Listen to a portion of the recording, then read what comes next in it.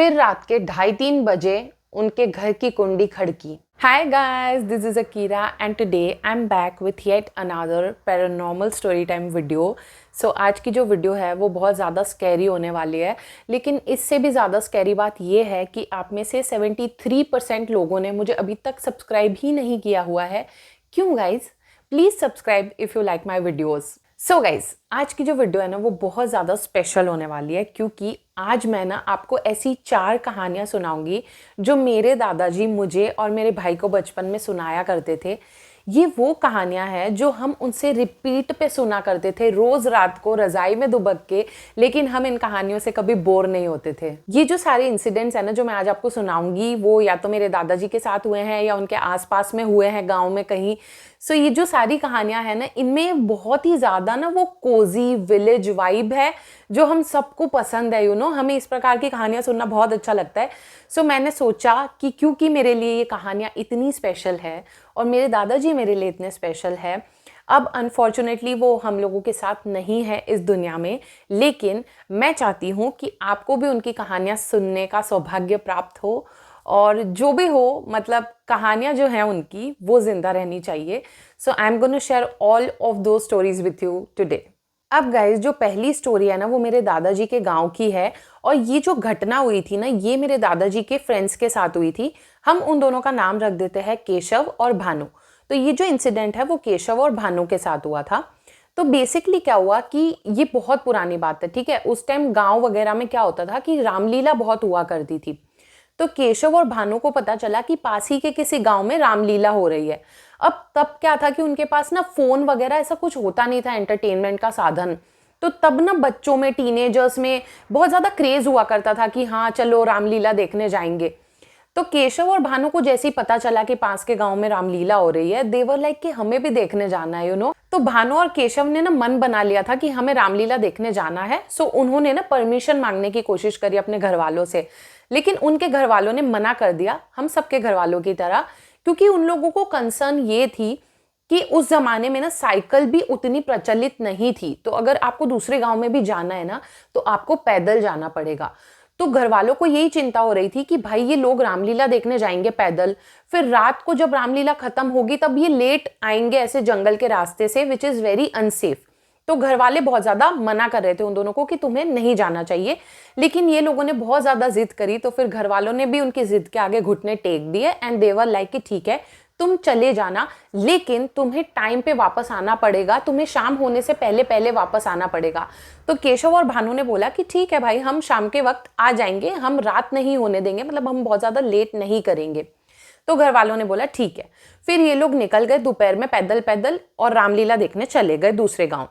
अब इन्होंने रामलीला वगैरह देखी, लेकिन इनको इतना मजा आ रहा था रामलीला देखने में कि इनको टाइम का ना बिल्कुल भी अंदाजा नहीं रहा और ऑलरेडी लेट हो चुका था। उसके बाद क्या हुआ, जब रामलीला खत्म हो गई ना तो ये दोनों पंडाल से बाहर निकले। तो भानु कहता है कि मुझे ना बहुत ज्यादा प्यास लगी है, तो तू 2 मिनट यहीं पे रुक, मैं पानी पी के आता हूँ, बिकॉज पूरे रास्ते हमें पैदल चलना है और कहीं पे पानी भी नहीं मिलेगा हमें, हम घर से तो पानी लेके आए नहीं है। तो मैं एक काम करता हूँ, मैं जाके पानी पी के आता हूँ, तू 2 मिनट मेरा यहीं पे वेट कर। तो केशव बोला कि ठीक है मैं तेरा वेट करूंगा।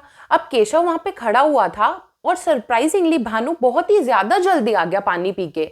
मतलब नॉर्मली पानी जो था वो बहुत ज्यादा दूर रखा हुआ था, तो कोई भी जाएगा पानी पी के वापस इधर पंडाल तक आएगा तो उसको टाइम लगेगा, बट सरप्राइजिंगली भानु बहुत ज्यादा जल्दी आ गया। सो ये जो बात थी ना वो केशव को बहुत ही ज्यादा अटपटी लगी कि इतनी जल्दी कैसे आ गया पानी पी के, बट उसने इस चीज पे ध्यान नहीं दिया, क्योंकि उसका ध्यान नहीं इस चीज पे था कि भाई हमें जल्दी जल्दी घर जाना है वरना हमें घर वालों की डांट पड़ेगी।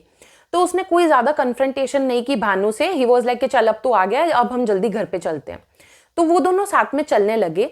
अब चलते चलते ना उसने नोटिस करा केशव ने कि भानु बिल्कुल भी बात नहीं कर रहा है, और अगर केशव कुछ बोल रहा है ना तो उसकी बात का भी वो जवाब नहीं दे रहा है।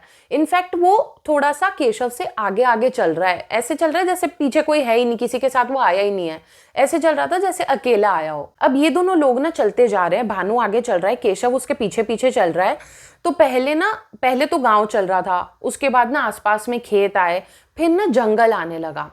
तो अब थोड़ा स्कैरी हो गया था रास्ता, बिकॉज रात का टाइम है और ये दोनों पैदल पैदल जा रहे हैं और इस टाइम पे ये दोनों ना टीनेजर ही थे और ना केशव को बहुत ज्यादा गुस्सा आ रहा था भानु पे कि पता नहीं इसको क्या हो गया, अजीब सी हरकतें कर रहा है, चले जा रहा है, जवाब भी नहीं दे रहा बातों का, मुझे भी अब इससे बात करनी नहीं है। तो केशव ने भी उसको छेड़ना बंद कर दिया। ही वाज लाइक कि चल रहा है ये आगे, इसको चलने देता हूँ, मैं भी पीछे पीछे चलता हूँ, बस हम जल्दी से घर पहुंच जाए, क्योंकि वैसे ही जंगल वंगल का रास्ता है, आसपास कोई दिख भी नहीं रहा, काफी स्कैरी लग रहा है, तो हम चुपचाप चलते जाते हैं। तो ये लोग दोनों चल रहे थे। अब केशव ने नोटिस किया कि भानु ना एक टाइम पे बहुत ज्यादा तेज तेज चलने लगा और उसने एकदम से लेफ्ट में टर्न मार लिया जहां पे जंगल था। तो केशव को बहुत अटपटा लगा और वो उसके ना पीछे जाने लगा उसको रोकने के लिए कि भाई तू वहां पे क्यों जा रहा है, तुझे वहां पे नहीं जाना चाहिए। अब इतनी देर बाद फाइनली भानु बोलता है और वो कहने लगा केशव से कि चल ना, जंगल में बहुत मजा आएगा, चल ना, ऐसे करके वो उसको बहुत ज्यादा मजबूर करने लगा कि वो भी उसके साथ जंगल में जाए। ये बात केशव को बहुत ज्यादा अजीब लगी, क्योंकि ना केशव ने ये सोचा कि भानु ऐसा बंदा है जो बहुत ज्यादा इंट्रोवर्ट है, इसको हर चीज से डर लगता है, ये बहुत ज्यादा फट्टू किस्म का बंदा है, तो आज ऐसे कैसे हो रहा है कि ये जंगल में जा रहा है खुद से और मुझे भी फोर्स कर रहा है जंगल में जाने के लिए। तो केशव को ये चीज अजीब लगी, तो उसने ना गुस्से में चिल्ला के भानु से बोल दिया कि एक काम कर, तुझे इतना शौक है ना रात को जंगल में जाने का, तो तू जा, मैं तो तेरे साथ नहीं आ रहा है। और फिर क्या करा केशव ने कि जय श्री राम बोलते बोलते वो अपना चलने लगा। उसको क्या लगा कि अगर वो ऐसे डांट देगा भानु को कि तू अकेला जा ऐसा वैसा, तो भानु नहीं जाएगा जंगल में और उसके साथ चलने लगेगा। लेकिन ऐसा नहीं हुआ, क्योंकि केशव ने पलट के भी देखा कि क्या भानु उसके पीछे आ रहा है, तो उसने देखा कि भानु उसके पीछे नहीं आ रहा था। अब इसके बाद क्या हुआ कि अपना चलते चलते फटाफट केशव अपने घर पहुंच गया और घर जाके चुपचाप सो गया। उसने अपने घर वालों को कुछ नहीं बताया कि भानु ने ऐसा किया वैसा किया, नथिंग। बिकॉज अगर वो अपने घर वालों को ये चीज बता देता तो शायद कल को उसके घर वाले उसको अपने दोस्तों के साथ कहीं ना जाने देते। तो उसने कुछ भी नहीं बोला घर पे और वो सो गया। फिर अगले दिन सुबह उसे मिलता है भानु, और भानु बहुत ज्यादा गुस्से में है केशव से और वो उसे कह रहा है कि तू कैसा दोस्त है बे, मैं पानी पीने गया कल रात को पंडाल के वहां पे, तो तू मुझे अकेला छोड़ के चला गया। तो केशव कहता है कि मैं कहाँ तुझे अकेला छोड़ के गया हूं, मैं तो तुझे लेके चला था। तो भानु बताता है कि भाई मैं पानी पीने गया और जब मैं पानी पी के आया मैंने देखा कि तू ऑलरेडी वहां से जा चुका है, मैंने तुझे पंडाल में भी इतना ढूंढा कि तू कहीं होगा इधर उधर, बट तू मुझे कहीं नहीं मिला और फिर मुझे अकेले घर आना पड़ा तेरी वजह से। और मैं सुबह आके जब तेरी मम्मी से मिला तो उनने मुझे बताया था कि तू रात को ही घर आ गया था।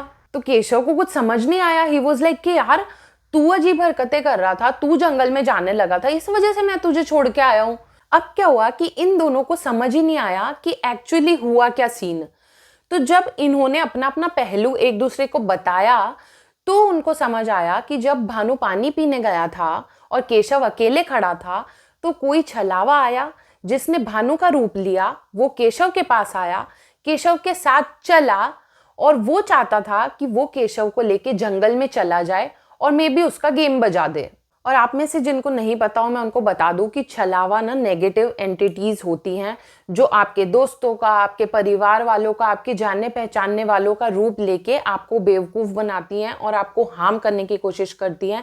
कई बार वो उनका रूप लेती हैं, कई बार वो उनकी आवाज निकालती हैं, बट उनका एम यही होता है कि वो आपको हार्म पहुंचाए या आपको भटकाएं।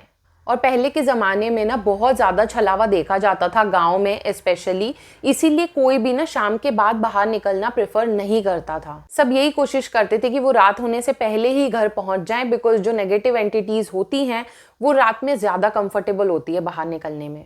So guys this was the first story. अब हम चलते हैं हमारी सेकेंड स्टोरी की तरफ। सेकेंड स्टोरी जो है ना वो एक फोकलोर टाइप की स्टोरी है जो मेरे दादाजी के गाँव में बहुत मशहूर थी। तो मेरे दादाजी को ये स्टोरी उनके ग्रैंड पेरेंट्स ने सुनाई थी और मुझे मेरे दादाजी ने सुनाई। सो हुआ क्या कि मेरे दादाजी के गांव में ना एक हवेली हुआ करती थी, बहुत पुरानी, वो राजा महाराजा के ज़माने की थी। और गांव में ये माना जाता था कि वो हवेली हॉन्टेड है, क्योंकि वहाँ पे ना बहुत अजीब अजीब इंसिडेंट्स हो रखे थे और वहाँ से ना रात को बहुत ज़्यादा अजीबोगरीब आवाज़ें आती थी। तो गाँव में ये मशहूर था कि भाई ये हवेली हॉन्टेड है और 8 बजे के बाद रात के वहां पे कोई नहीं फड़कता था, बिकॉज ऐसा माना जाता था कि जो भी वहां जाता है उस हवेली में रात को वो कभी लौट के नहीं आता। अब क्या हुआ कि दादाजी के गांव में ना एक फकीर आया और उस फकीर की बैक स्टोरी ये थी कि उसकी फैमिली ने ना उसको पागल समझ के छोड़ दिया था, अबैंडन कर दिया था। तो वो फकीर बन गया था और बस अपना झोला लेके वो गांव टू गांव भटकता रहता था। तो अब वो फकीर आया मेरे दादाजी के गांव में, और जब वो गांव में आया ना तब ऑलरेडी शाम हो चुकी थी। तो ही वॉज लाइक कि यार मेरे पास कोई ठिकाना नहीं है, मैं कहाँ रुकूंगा आज रात को, बहुत ज़्यादा ठंडी है, तो दूसरे गांव में कैसे जाऊंगा रात को इतनी ठंड में। तो वो ये सब चीज़ें सोच ही रहा था। इतने में ना उसने उस हॉन्टेड हवेली के बारे में किसी से सुना और उसे पता चला कि ये ऐसे ऐसे करके यहाँ पे एक हॉन्टेड हवेली है जहाँ पे कोई नहीं जाता। तो उस फकीर ने ऐसा सोचा कि भाई ये भूत भूत तो कुछ होता नहीं है, और वैसे भी फकीरों को किस चीज़ का डर। तो ही वॉज लाइक कि मुझे तो किसी चीज़ का डर नहीं है, मैं एक काम करूँगा कि जब रात हो जाएगी ना 9-10 बजे मैं चला जाऊँगा उस हवेली में और मैं रात वहीं पे रुकूंगा, और जब सुबह हो जाएगी तो अपना झोला लेके मैं निकल पड़ूंगा दूसरे गाँव की तरफ। तो उस फकीर ने यही सोचा कि भाई अच्छा है, ये हॉन्टेड हवेली के बारे में मुझे पता चल गया है, तो मेरा रात रुकने का यहाँ पे इंतज़ाम हो गया है। एंड बस उसने वही किया। जैसे ही रात हुई उसने अपना प्लान एग्जीक्यूट किया। जैसे ही रात के 10 बजे वो उस हॉन्टेड हवेली की तरफ चल पड़ा। अब क्या हुआ, जैसे ही फकीर जा रहा था ना उस हॉन्टेड हवेली के अंदर में, किसी तो गाँव वाले ने ना उसको देख लिया था वहाँ जाते हुए, बट उसने कुछ बोला नहीं उसको, ना उसने उसको रोका। ही वॉज लाइक कि इसको बहुत खुजली है ना इस हॉन्टेड हवेली में रहने की, अच्छा इसको जाने दो, जब ये अपनी जान से हाथ धो बैठेगा ना तभी इसे समझ आएगी। तो ऐसे करके उस गांव वाले ने भी उसको वहां जाने से नहीं रोका। उसने एंट्री ले ली हॉन्टेड हवेली में, और अंदर जाके उसने अपनी जो भी चद्दर वद्दर थी वो बिछाई, और उसके पास जो पोटला था वो नीचे रखा जमीन पे। पोटले में से उसने अपनी जो भी रूखी सूखी 2 रोटी किसी ने दे दी होगी उसको दिन में, वो निकाली, खाई, और ही वॉज लाइक कि चलो अब मेरा खाना वाना सब हो चुका है, अब मैं यहाँ पे आराम से सो जाऊंगा। अब वो सोया होगा करीब 10:30-11 बजे, है ना। तो सब चीजें नॉर्मल थी जब तक कि रात के 3 नहीं बजे थे। जैसे ही रात के 3 बजे ना उस फकीर को बहुत ज्यादा अजीबोगरीब आवाजें आने लगी, बट वो नॉनशलांट था, उसको किसी चीज का डर नहीं था, तो वो इग्नोर किए जा रहा था। उसका यही फोकस था कि भाई मेरी नींद खराब नहीं होनी चाहिए। अब ना पहले पहले क्या हुआ कि थोड़ी मोड़ी आवाजें आ रही थी, चटर मटर शटर पटर, तो वो उन सारी आवाजों पे बहुत ज्यादा ध्यान नहीं दे रहा था। लेकिन उसके थोड़ी देर बाद ना बहुत ज्यादा अजीब से क्रीचर की आवाज आ रही हो ना ऐसा उसको लगने लगा। और वो जो आवाज थी वो बार बार ऐसे बोल रही थी, गिरू गिरू गिरू गिरू, बार बार वो आवाज ऐसे बोल रही थी। और फकीर जो है उसको बहुत ज्यादा गुस्सा आ रहा था, तो उसने जोर से बोल दिया चिल्ला के कि चुप हो जा, मुझे सोने दे, जो भी है तू, मेरे को तेरी कोई फालतू बातें नहीं सुननी। लेकिन वो आवाजें आनी बंद नहीं हुई, उसको फिर भी वही आवाजें बार बार आ रही थी, गिरू गिरू गिरू। एक पॉइंट पे वो फकीर इतना इरिटेट हो गया, वो कहता है साले जो भी है तू गिर अब तो, है ना, अगर तू मेरे पे गिरेगा तो तू और मैं दोनों खत्म हो जाएंगे, अच्छा है काम ही तमाम हो जाएगा, अब तो मैं तेरे को चैलेंज करता हूं कि तू गिर के दिखा। जैसे ही उसने ये बोला, धड़ाम करके हवेली की छत का एक हिस्सा फट गया और उसमें से सोने चांदी हीरे जवाहरात सब बारिश की तरह नीचे गिरने लगे। फकीर की आंखें चमक गई, वो सोचने लगा कि वाह मेरी बहादुरी का मुझे ये इनाम मिला है। उसने फटाफट अपनी पोटली खोली, सारी चीजें समेटी, पोटली में भरी और वहां से रफू चक्कर हो गया। और पता नहीं कैसे सुबह तक पूरे गांव में ये बात फैल गई कि हवेली में से बहुत सारा खजाना गिरा है और वो फकीर वो सारा खजाना लेके चला गया है। तो सारे लोग उस हवेली में पहुंच गए कि भाई हमें भी कुछ मिल जाए, हमें भी कुछ मिल जाए, बट किसी को एक सिक्का तक नसीब नहीं हुआ। बट एक चीज हुई कि इस इंसिडेंट के बाद से ना वो हवेली हॉन्टेड नहीं रही। बच्चे वहां पे जाके खेला करते थे, वहां जाके वो छुपन छुपाई खेला करते थे, और थोड़े टाइम बाद ना किसी ने वो हवेली खरीद भी ली थी। सो गाइज ये थी हमारी सेकेंड स्टोरी। अब हम चलते हैं हमारी थर्ड स्टोरी की तरफ। सो मेरे दादाजी के बारे में मैं आपको थोड़ा बताती हूँ। मेरे जो दादाजी थे ना वो राक्षस गण के थे, तो उन्हें ना नेगेटिव एंटिटीज दिखा करती थी और मल्टीपल टाइम्स उन्हें दिखी हैं, टू द पॉइंट कि उनके लिए नॉर्मल हो गया था वो दिखना नेगेटिव एंटिटीज, एंड उनको डर भी लगना बंद हो गया था। लेकिन अच्छी बात यह है कि उनको ना भगवान के भी दर्शन हुए काफी बार, बिकॉज वो बहुत ज्यादा सच्चे सीधे आदमी थे। सो अगर आपको वो कहानी भी सुननी हो ना तो मुझे बताना, तो मैं वो भी आपको सुनाऊंगी। बट आज हम भूतों की बातें कर रहे हैं तो भूत वाली स्टोरी सुनाती हूँ। तो बेसिकली मेरे दादाजी के गांव में क्या था ना कि वो बहुत छोटा सा गांव था, तो सब मिलके होली सेलिब्रेट किया करते थे। और हर साल का ये रूटीन था कि जो टीनेजर लड़के होंगे ना वो सारे मिलके जंगल में जाएंगे, बहुत सारी लकड़ियां जो है चुन के लेके आएंगे और उससे होली का दहन होगा। तो हर साल की तरह इस साल भी मेरे दादाजी और उनके दोस्त गए जंगल में लकड़ियां लेने के लिए। लेकिन इस बार प्रॉब्लम क्या हो गई कि पहले ना वो हमेशा सुबह चले जाया करते थे, इस बार वो दोपहर में गए सारे लकड़ियां लेने के लिए। तो उनको लेट हो गया जाने में ही, तो ऑब्वियसली आने में भी लेट हो जाएगा। तो जब वो लकड़ियां लेके आ रहे थे ना, दिन ऑलरेडी ढल चुका था। बट देवर लाइक कि छोड़ो यार, कोई बात नहीं, वैसे भी होलिका दहन तो रात को होना है, जल्दी जल्दी हम घर जाके सारी लकड़ियां दे देते हैं ताकि जमा के फटाफट होलिका दहन का रस्म हो पाए। तो ये लोग ऐसे करके जाने लगे जंगल से और सब चल रहे हैं, ठीक है। सबसे पीछे मेरे दादाजी चल रहे हैं, ओके। तो सारे लड़के जा रहे हैं। अब मेरे दादाजी ना चल रहे थे ना, तो उनको कुछ प्रेजेंस फील हुई कि देयर इज समथिंग हियर, ठीक है।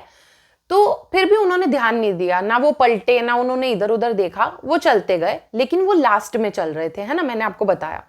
अब क्या हुआ, उनको एकदम से ऐसा लगा कि उनके पेरिफेरल विजन में उन्होंने कुछ देखा, कोई तो ब्लैक शैडो उनको दिखी। तो उन्होंने चुपचाप से पलट के उसकी तरफ देखा। तो उन्होंने देखा कि एक ब्लैक शैडो है बड़ी सी, जो कि जमीन से ऊपर फ्लोट कर रही है। और वो सिर्फ मेरे दादाजी को ही दिखी थी और किसी को वो दिख रही नहीं थी, ठीक है।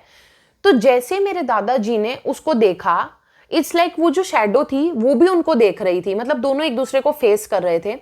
तो मेरे दादाजी ने एकदम फीलिंग के साथ, फेथ के साथ बोला, जय बजरंगबली। और जैसे ही उन्होंने ये बोला ना, वो जो शैडो थी, इट वेंट पुफ, लाइक ऐसे अलग हो गई, वो गायब हो गई एकदम से, है ना, इट डिसअपियर्ड।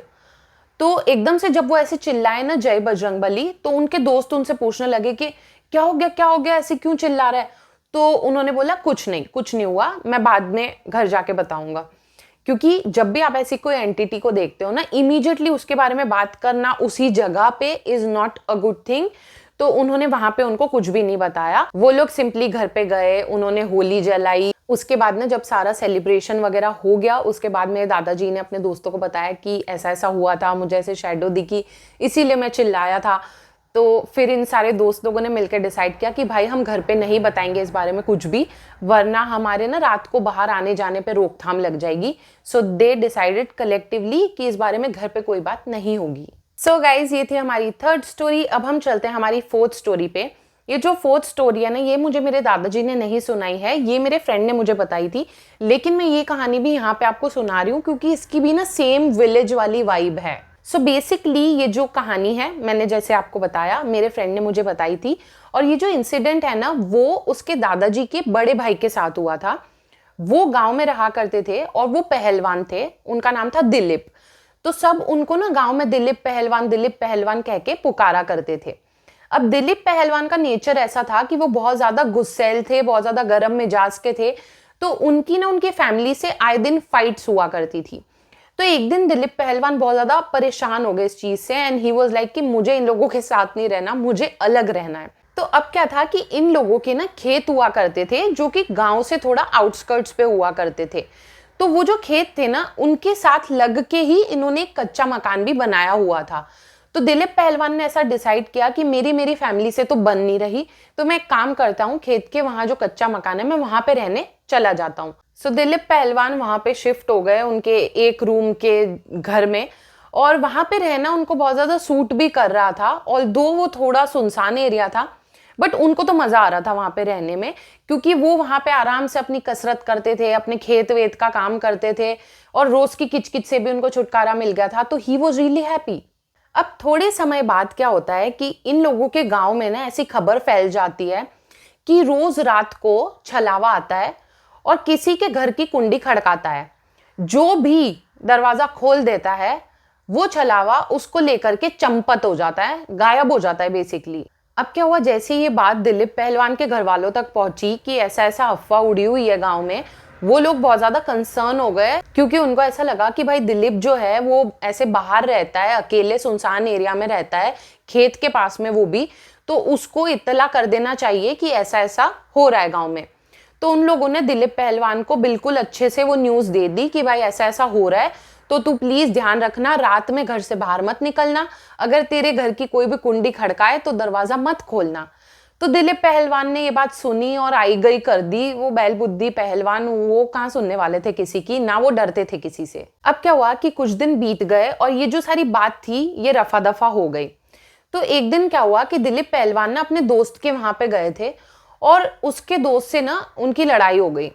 तो वो ना बहुत ज्यादा गुस्से में अपने घर पे आए तन्नाते हुए रात को, और आते ही घर में चद्दर ओढ़ के सो गए। फिर रात के 2:30-3 बजे उनके घर की कुंडी खड़की। अब क्या है कि दिलीप पहलवान को सोना था, वो गुस्से में ही सोए थे पहले ही, तो वो इग्नोर कर रहे थे कि जो भी बजा रहा हो कुंडी बजाने दो, मेरे को कोई फर्क नहीं पड़ता, ठीक है, वो इग्नोर करते गए। लेकिन फिर उन्होंने रियलाइज किया कि जो भी बाहर है वो बहुत ज्यादा अग्रेसिवली कुंडी खड़का रहा है, and that person is not giving up. मतलब ऐसा नहीं है कि उसने 1-2 बार बजाया, चलो इसने नहीं खोला तो मैं चला जाता हूं, वैसा नहीं था।